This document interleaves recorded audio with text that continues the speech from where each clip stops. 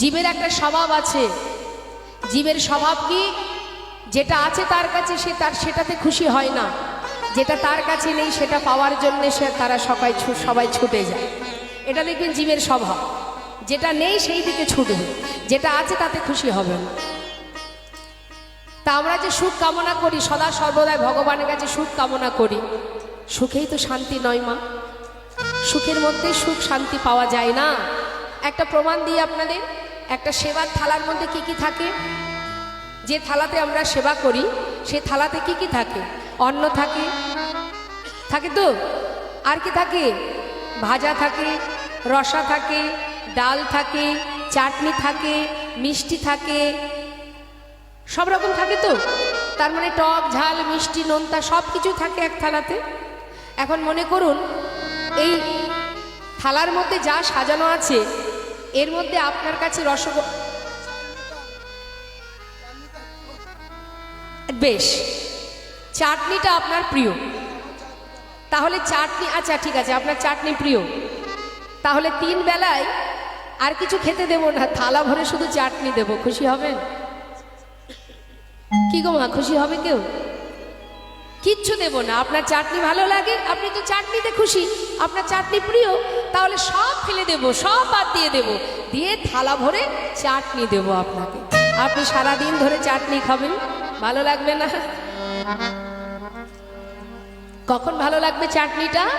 তার সঙ্গে আনুষাঙ্গিক আর যারা ছিল, অর্থাৎ তিতো থাকবে, ঝাল থাকবে, নোনতা থাকবে, সব কিছু থাকবে, অবশেষে চাটনিটা, তবেই তো ভালো লাগবে। তাই গৌর হরি হরি হরি। ঠিক আমাদের জীবনটাও তাই।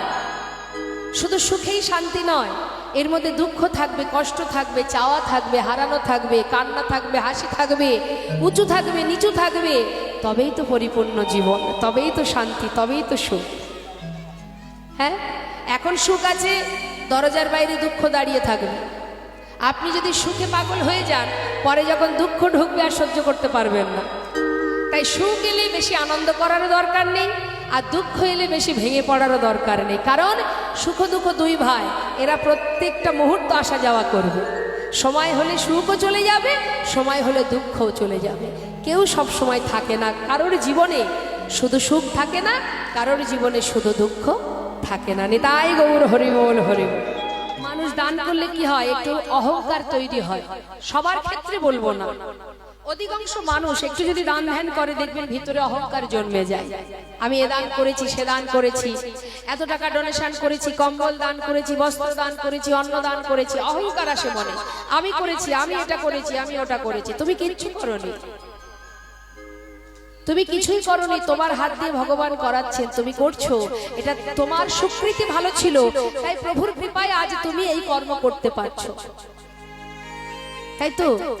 কিন্তু যদি তোমার ভিতরে অহংকার এসে যায়, তিনি যেমন দিতেও জানেন আবার সব কেড়েও নিতে জানেন। কখন কেড়ে নিতে জানে? আজ যে রাজা কাল সে ভিখারি।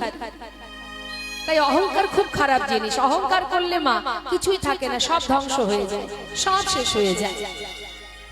তাই তুমি যেহেতু মস্ত বড় জমিদার ছিলে, অনেক দান ধ্যান করেছো, ভিতরে অহংকার থাকতেই পারে, সেই কারণে তোমার কাজ বৃন্দাবনে কাঁধে ভিক্ষার ঝোলা নিয়ে দাঁড়ে দাঁড়ে ভিক্ষা করা। যাও, ভিক্ষা করলে কি হয়? ভিতর থেকে অহংকার দূর হয়ে যায়। ভগবান সব সহ্য করতে পারে, তিনি না পারে হিংসাকে সহ্য করতে, না পারে অহংকারকে সহ্য করতে। তাই তিনি শুধু একটা জিনিসই ভালোবাসে, দীনতা।